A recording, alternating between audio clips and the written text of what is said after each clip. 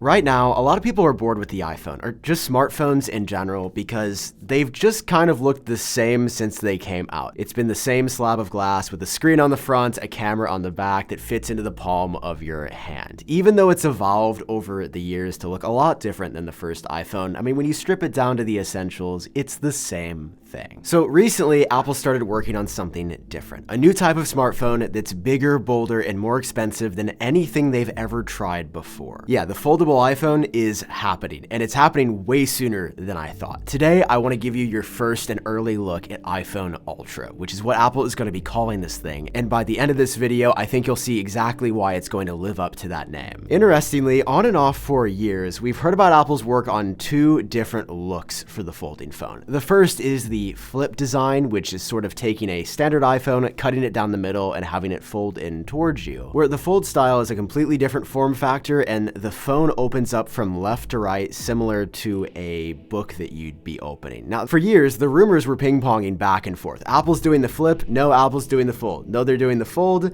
now they're doing the flip, and we didn't know what they were going to settle on until recently. Three sources have now confirmed that Apple has decided on the final design, and it is 100% going to be the fold book style option. And to me, this absolutely feels like the right call, because while the flip phone is kind of cool for a couple minutes, it's just a normal iPhone that folds up and down at the end of the day, where the fold style, the book, is a completely new form factor. It seems like this would open the doors for Apple to do a lot more with this, and that's exactly what we're hearing, which is why I want to show you the three big things that Apple is accomplishing with their fold design, different from everybody else and way different for the iPhone. First, the iPhone Ultra is going to be the thinnest Apple product ever made when it's unfolded. And I don't just mean of the iPhone, I mean of any Apple product in history. Rumors say that at the thinnest point, it's going to be just 4.5 millimeters. For context, the current thinnest Apple product is the 13-inch iPad Pro, coming in at 5.1 millimeters. That means the iPhone Ultra is going to be about 12% thinner than that, which is kind of insane that there will also be an entire smartphone in those 4.5 millimeters. Second, the iPhone Ultra is going to be the first iPhone with two different displays on it. Because this is a folding phone, you're not always going to be using it while it's open. So on the outside, Apple's going to be putting a massive 5.5-inch screen, or the same size screen that you could find on an iPhone 8 Plus. That's just going to be the screen when you're not using the main screen. Because when you open the iPhone Ultra up, you're going to be greeted with a 7.8-inch screen, similar to the form factor of an iPad. It's actually been already compared to the 8.3-inch screen of the iPad mini. And while of course side by side there is an obvious size difference, 7.8 inches is massive. The current largest iPhone screen is 6.9 inches, so almost an inch larger than that, and in a square type form. Think of it as two iPhones side by side.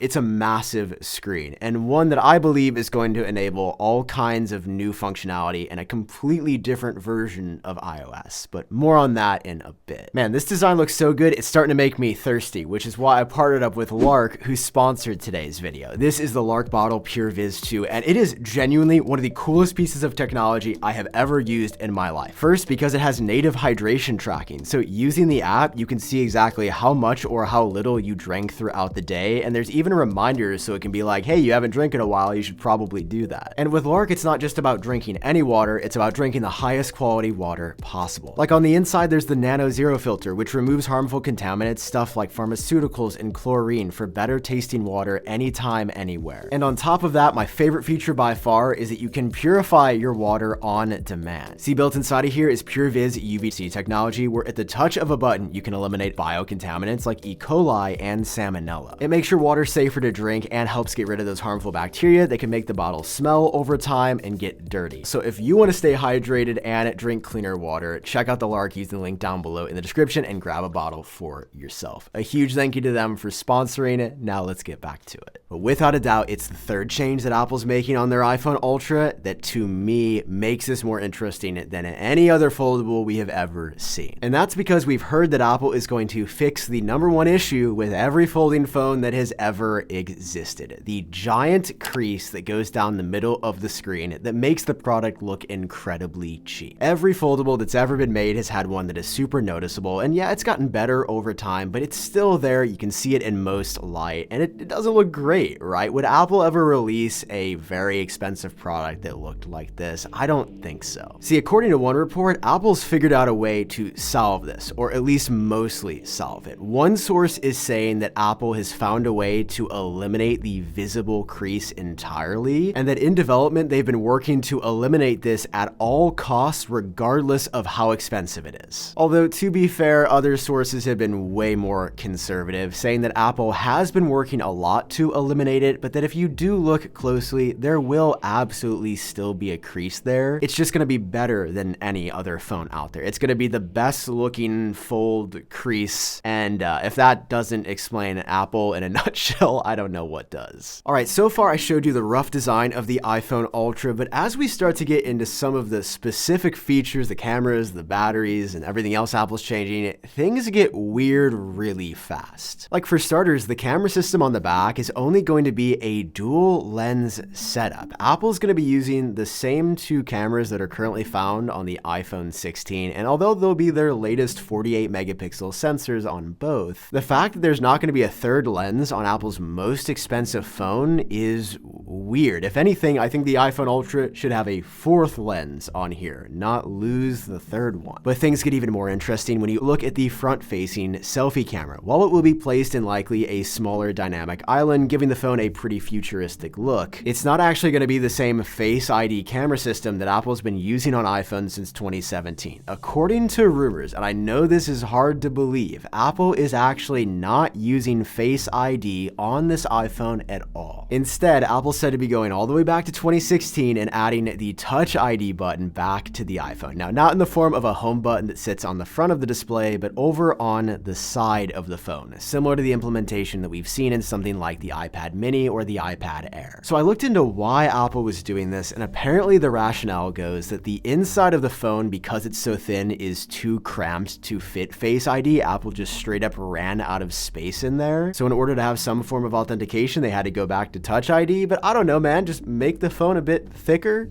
and then you can fit it in there just fine. It seems like I'm already starting to notice the trend on this phone, that Apple is giving themselves constraints and then making up solutions to their own problems. To be fair, we are still more than a year off of Apple releasing this phone, so something could definitely change, but I don't know. I almost believe this one because that phone just looks so thin. I don't actually know how you would fit an entire Face ID array in there. Now, next up, what about the battery life on iPhone Ultra? If it's not just the thinnest iPhone, but the thinnest Apple product ever, and Apple's having a hard time fitting certain components, there's no way this phone would have good battery, right? Well, apparently Apple has thought through this, and this is another top priority for them. They're going to be using this new type of battery that is a high density cell. There's not a ton of info about this battery tech specifically, but my understanding is that Apple has found a way to pack more battery material in a smaller area, in a much thinner area at that. So my current understanding is that while the iPhone Ultra won't break records for the best battery on an Apple product, it also probably won't be the worst we've ever seen and will actually be usable throughout a day. I mean, altogether, looking at the hardware of the iPhone Ultra, it is quite a mix of some of the latest cutting edge technology and a few things that certainly feel like a step back. And if that is the case, I think Apple's going to have to do something really special in the software, and all the evidence is already pointing there. See, up until this point, the iPhone has never been anything but a rectangle. From the very beginning, it's been a small rectangle and it's gotten bigger, but it's been the same overall rectangle design that apps fit into. But now, well, now you're going to have two of these rectangles side by side, which is going to basically double the amount of screen real estate as before. And if I had to bet, the iPhone Ultra is what we're going to see Apple unveil split screen apps without a question. They're probably going to be able to scale iOS apps that exist currently side by side, similar to how split view on the iPad works right now, where you can drag apps from your dock and put them side by side. I could see this multitasking being a huge appeal, and a classic feature that Apple was was a decade late to that Android had, and then when it was the right time, then they showed it off to the world because they thought they had perfected the design. A foldable iPhone also means that iOS and the software that runs on this is going to look completely different. I mean, there are early comparisons to the iPad in general. Could we possibly see a variation of iPadOS or a dumbed-down version that Apple brings to the iPhone just because there is so much space? And if I had to guess, I'd also bet that Apple copies a good amount of existing foldable features. The big one that comes to mind is being able to set up the foldable on an angle and kind of use the screen as a DIY tripod for something like a selfie. To be clear, I think this is mostly a gimmick and not all that particularly useful, but it could be a cool use case that Apple shows you only get on the iPhone Ultra. But again, with all of this still being so early in the rumor cycle, nothing is confirmed, and as we get closer, we'll hear more about the specifics. Although one thing that we have heard from the very beginning is that this is not going to be a new iPhone. This is going to be Apple's new most expensive iPhone ever made. iPhone Ultra is said to start at $1999, which means that out the door, the cheapest this phone could be is $2,000, or twice the price of a current Pro iPhone, which at its core makes sense. You're sort of getting two iPhones side by side. I can imagine the manufacturing for this is ridiculously complicated, and it's going to cost Apple probably twice as much to make these. The thing is, I want to be honest here in saying that while parts of the iPhone Ultra look cool, I think parts of a folding phone can be kind of dope. I think broadly, they're kind of silly. Since the very first Samsung Fold came out in 2019, which I actually made a video on at the time, I've thought of these as just a symptom of boredom. That folding phones, while they might add a little bit extra, don't actually make the smartphone experience that much better. It's why in the 6 years that folding phones have been on the market, they still have not cracked 5% market share. They are still less than 5%. When Apple releases one, it is absolutely going to make that number increase a lot. But how much and for how long? To me, the iPhone Ultra just feels like a gimmick. It's something that's going to have our attention for a little bit, and then a decade from now, everybody's going to forget ever existed. Because again, to beat this design that just slips in your pocket, fits in one hand,